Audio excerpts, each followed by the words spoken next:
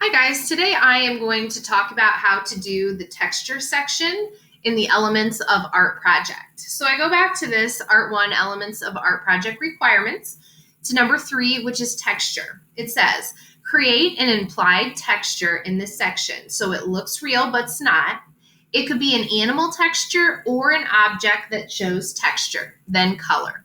So let's look at some options here. Let's define, first of all, texture and implied texture. So texture refers to how something feels or appears to feel.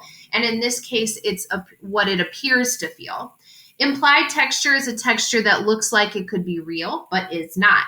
So when we're working on this, I have a couple of handouts to help you. Well, it used to be a handout. Now it's just virtual. So I have this one, this visual texture. So it goes through how you might draw rough, soft, sandy, bumpy, slick, prickly, pointy, flaky, scaly, woven, fluffy, furry or hairy, wet, or rocky. Okay. The other thing I have, which is a little more complicated, is this animal texture drawings. Now, when people see this, they immediately freak out because they're like, yeah, lady, there is no way I'm going to be able to draw that. Well, I'm not asking you to draw that. I am giving you a place to start if you would like to draw one of these textures. So you could see, I think that's an armadillo. There's a turtle shell. This is like some sort of goose feathers, a snake. I don't know what that would be. There's a lot of different ones. There's like a jaguar in here somewhere. That's a crocodile eye. I don't know what that is, but if I stepped on it, it looks like it would hurt. A zebra, a butterfly.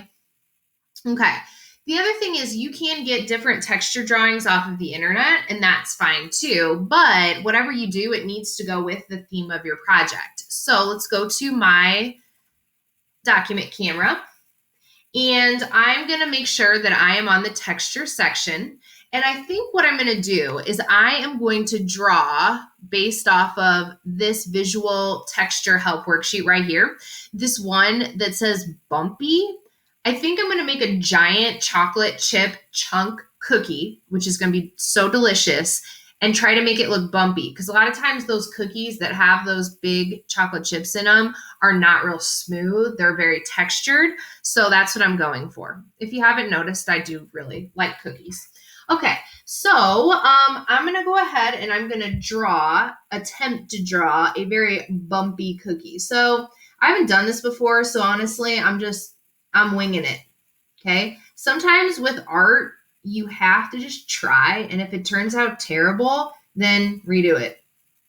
All right, so, oops, I don't think I should make a line like that. I think they should all be curved the same way. So, let's see what I got here. And then I should probably make chocolate chip, like chunks.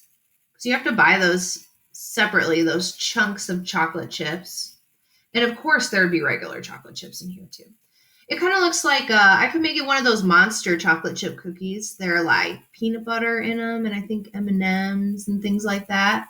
So this is supposed to be my monster cookie here.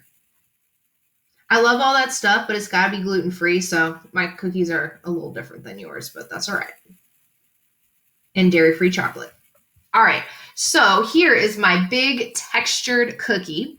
And so what I would do then is I would go ahead and get a colored pencil and try to make maybe some shading, because if I want to make it look realistic, I probably need to add some shading to my project.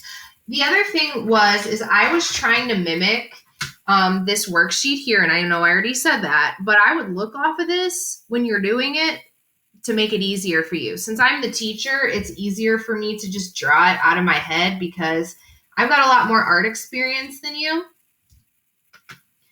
So I'm going to get my colored pencil, and I think I'm going to go like darker along these lines and then fade it out to attempt to show texture. And the reason I'm doing that is because in a real chocolate chip cookie, if it was sort of bumpy, you would have light that hits the top of the cookie more than those areas that are lower. And so that's what I am trying to get across here is the different levels of light.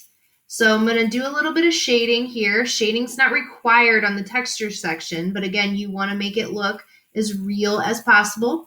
I could have done an animal design here, but I really felt like animal didn't go with my overall theme that I have. So you'd finish coloring that. I need to color the chocolate chips. And then you want to color the background. You don't want to leave it just all plain. So I would probably go through and make some sort of design and then color the background. For something like this that you want it to look realistic, I'm not going to outline it. Yours, maybe you need to outline it because it needs it. It's kind of up to you. You have to make a lot of these independent decisions by yourself. So that is the texture section. If you have any questions about that, feel free to email me, hallkr@foxc6.org. Thanks so much.